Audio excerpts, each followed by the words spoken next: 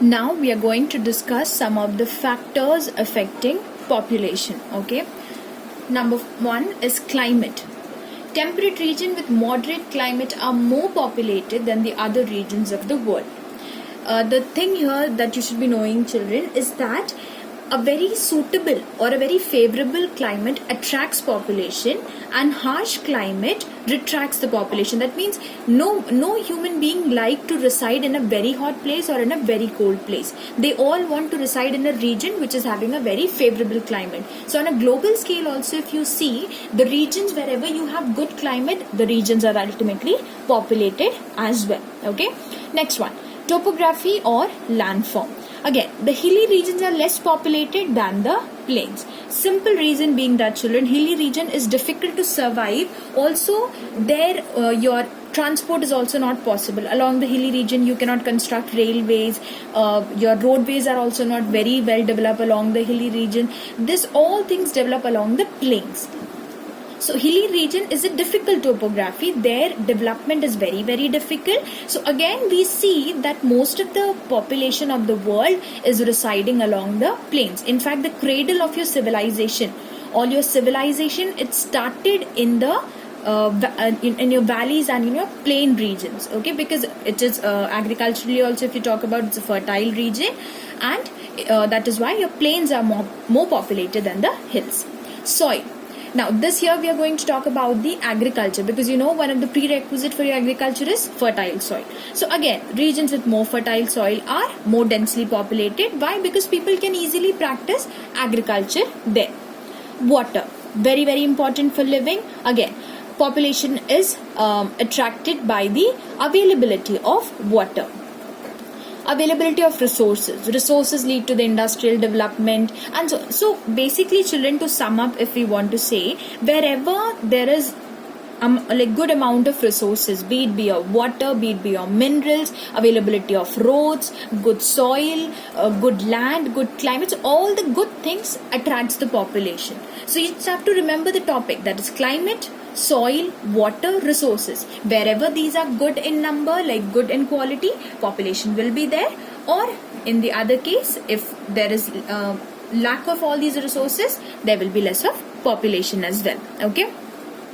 Composition of population. So when we talk about composition, we're going to talk about the structure of population, which include the sex of the population, what is the literacy level, what is the health level, what is the living condition there. So all these things we are going to talk about now.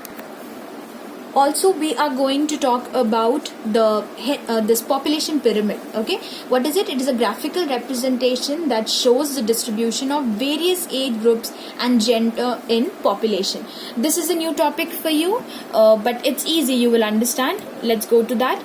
Before talking about population pyramid, just remember the composition of population. If we just try to divide the population according to the age, it can be divided as the young dependent population, that is the children who come below the age of 15 years.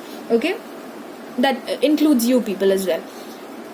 Next can be elderly dependent, above the age of 65, our grandparents, they fall into this age. And there is one in between, that is the active population, that comes between 16 years to around 60 ages.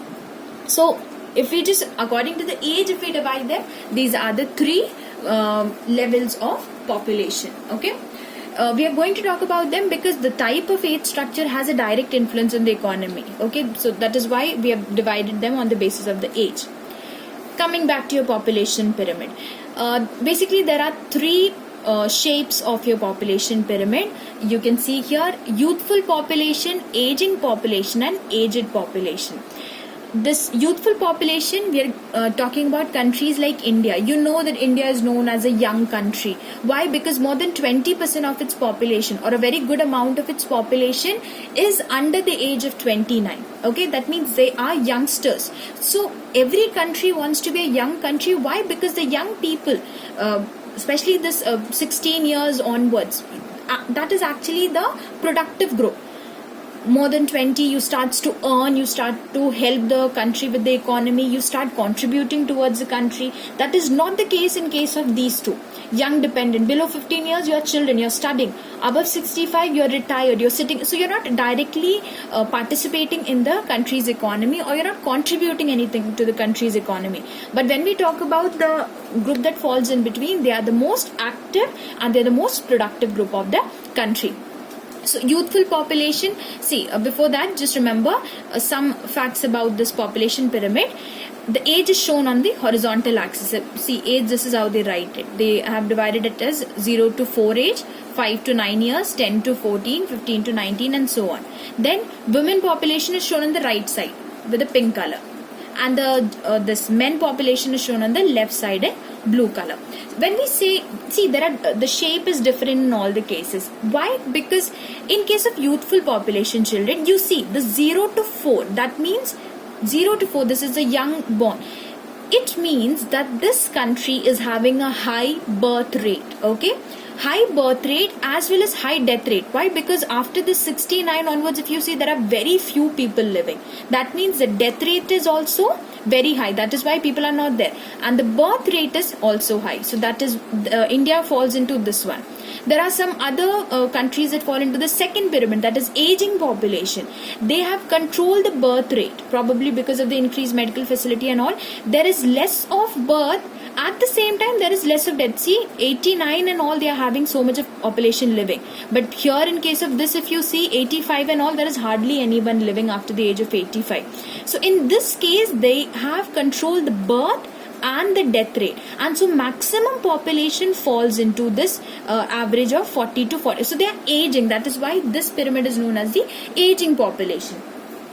Then the last one, aged population. Aged population, again you can see they have control. That means there is very less of birth taking place and very less of death taking place. So since there is less of birth, so the people who are living, they are actually of good age. They are actually going into the old age, but they are not dying because they have medical facilities. So they are able to come over the diseases and they are living longer life. Okay. So each country has its own pyramid. So I give you the example of India. India falls into this youthful population. If we talk about Japan, they falls into the aging population because they have also controlled the birth rate there.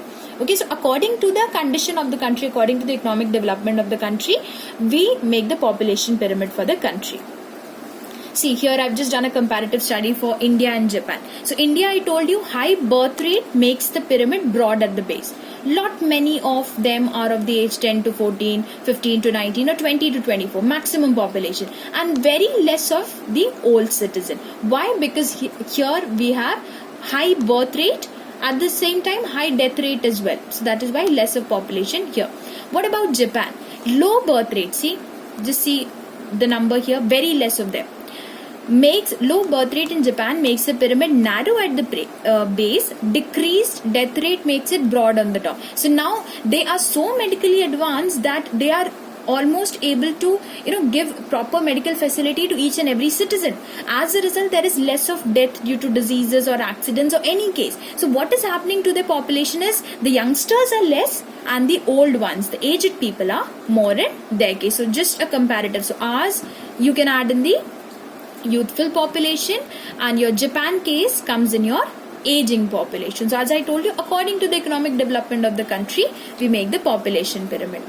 Then some other modes of classification for your population can be on the basis of the sex composition. So how is it defined? It is defined as the number of female per 1,000 male.